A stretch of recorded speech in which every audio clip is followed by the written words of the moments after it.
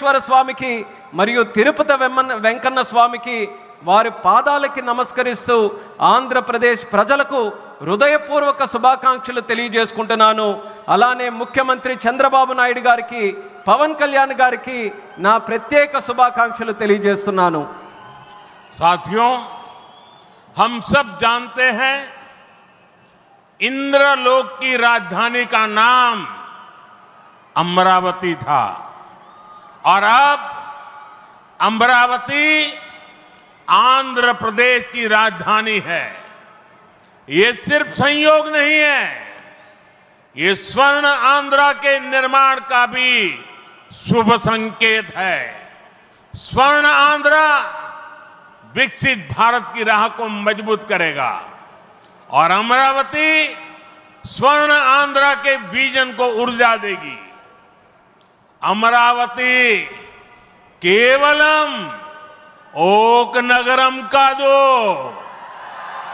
Amravati okay शक्ति Andhra Pradesh no आधुनिक प्रदेश का मार्चे शक्ति आंध्र प्रदेश नो अधुनातन प्रदेश गा मार्चे शक्ति। మిత్రులారా, ఇంద్రుడు తాలూకా రాజధాని పేరు అమరావతి అని మన అందరికీ కూడా తెలుసు. ఇప్పుడు అమరావతి మన ఆంధ్రప్రదేశ్ రాష్ట్రానికి రాజధానిగా నిలిచింది. ఇది కేవలం యాదృచ్ఛికం కాదు, ఇది స్వర్ణ ఆంధ్రప్రదేశ్ రాష్ట్ర నిర్మాణానికి శుభ సూచకం అనేది తెలియజేస్తున్నాను. స్వర్ణాంధ్ర వికసిత భారతదేశ సంకల్పానికి బలమిస్తుంది. అలానే అమరావతి మన స్వర్ణాంధ్ర విజన్కు శక్తినిస్తుంది. అమరావతి అంటే కేవలం ఒక నగరం కాదు, అమరావతి ఒక శక్తి. ఆంధ్రప్రదేశ్కు ఆధునిక ఆంధ్రప్రదేశ్గా, అధునాతన ఆంధ్రప్రదేశ్గా మార్చే శక్తి అని తెలియజేస్తున్నాను. साथियों, अमरावती एक ऐसा शहर होगा जहां आंध्र प्रदेश के हर नौजवान के सपने साकार होंगे। Information technology, artificial intelligence, green energy, clean industry, शिक्षा और स्वास्थ्य, आने वाले कुछ सालों में इन सारे सेक्टर्स में अमरावती एक लीडिंग सिटी बनकर खड़ा होगा। इन सारे सेक्टर्स के लिए जो भी इंफ्रास्ट्रक्चर जरूरी होगा, केंद्र सरकार उसे रिकॉर्ड स्पीड से पूरा करने में राज्य सरकार की पूरी मदद कर रही है। మిత్రులారా, అమరావతి అనేది ప్రతి ఆంధ్ర యువకుడి కలలు నిజమయ్యే నగరంగా తయారవ్వబోతుంది. Information technology, artificial intelligence, green energy, clean industries, విద్య, ఆరోగ్య రంగాల్లో రానున్న రోజుల్లో అమరావతి దేశంలోనే ప్రధాన నగరంగా నిలవబోతుంది. ఈ రంగాల కోసం అవసరమైన మౌలిక వసతులు నిర్మించడానికి కేంద్ర ప్రభుత్వం రికార్డ్ స్పీడ్తో పనులు పూర్తి చేయడానికి రాష్ట్ర ప్రభుత్వానికి సంపూర్ణ సహకారం అందించబోతుందని తెలియజేస్తున్నాను. अभी हमारे चंद्रबाबू जी टेक्नोलॉजी को लेकर के मेरी भारी तारीफ कर रहे थे, लेकिन मैं आज एक रहस्य बता देता हूं। जब मैं गुजरात में नया मुख्यमंत्री बना तो मैं बाबू हैदराबाद में बैठ कर के किस किस प्रकार के इनिशिएटिव ले रहे हैं उसका बड़ा बारीकी से अध्ययन करता था और मैं उसमें से बहुत कुछ सीखता था और उसे आज मुझे लागू करने का अवसर मिला है, मैं लागू कर रहा हूं। ఇప్పుడు చంద్రబాబు గారు మీ అందరి ముందు నాకు టెక్నాలజీ నాతో మొదలైందన్నట్టుగా ప్రశంసిస్తున్నారు. కానీ నేను మీ అందరికీ కూడా ఒక రహస్యం చెప్తాను. నేను సరికొత్తగా ముఖ్యమంత్రి అయినటువంటి రోజుల్లో గుజరాత్లో ఉన్నప్పుడు అప్పుడు చంద్రబాబు నాయుడు గారు ఆంధ్రప్రదేశ్లో హైదరాబాద్లో ఐటీని ఏ రకంగా డెవలప్ చేస్తున్నారో నేను క్లోజ్గా అబ్జర్వ్ చేసి అధికారులను కూడా పెట్టి అబ్జర్వ్ చేయించి ఆ రోజు నేను చాలా దగ్గరగా తెలుసుకున్నటువంటి విషయాలు మళ్ళీ తిరిగి ఈ రోజు ఆంధ్రప్రదేశ్కి వచ్చి మళ్ళీ మీ అందరి ముందు ఈ రోజు నేను చేయగలుగుతున్నానన్నది తెలియజేస్తున్నాను. और मैं अपने अनुभव से कहता हूं, फ्यूचर टेक्नोलॉजी हो, बहुत बड़े स्केल पर काम करना हो और जल्दी से इसे जमीन पर उतारना हो, तो वो काम चंद्रबाबू उत्तम से उत्तम तरीके से कर सकते हैं।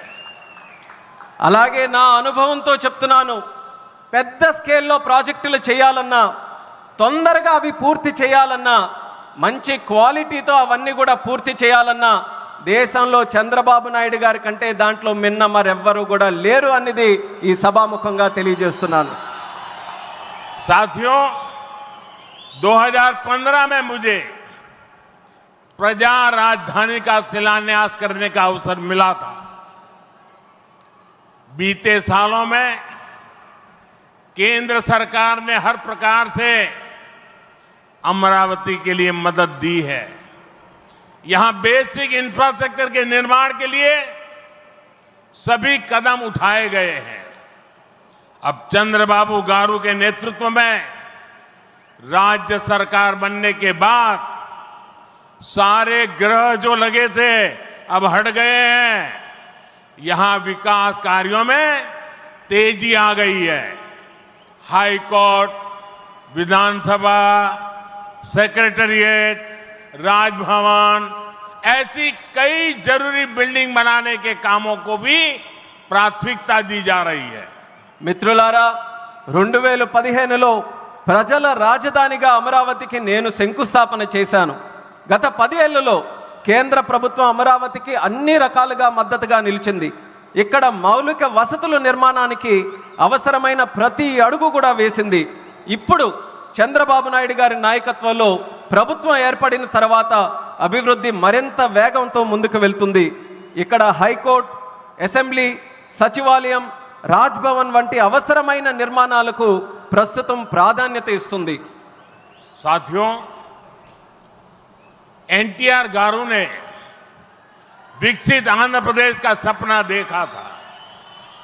हमें मिलकर अमरावती को, आंध्र प्रदेश को विकसित भारत का ग्रोथ इंजन बनाना है। हमें एनटीआर गारू का सपना पूरा करना है। चंद्रबाबू गारू, ब्रदर पवन कल्याण,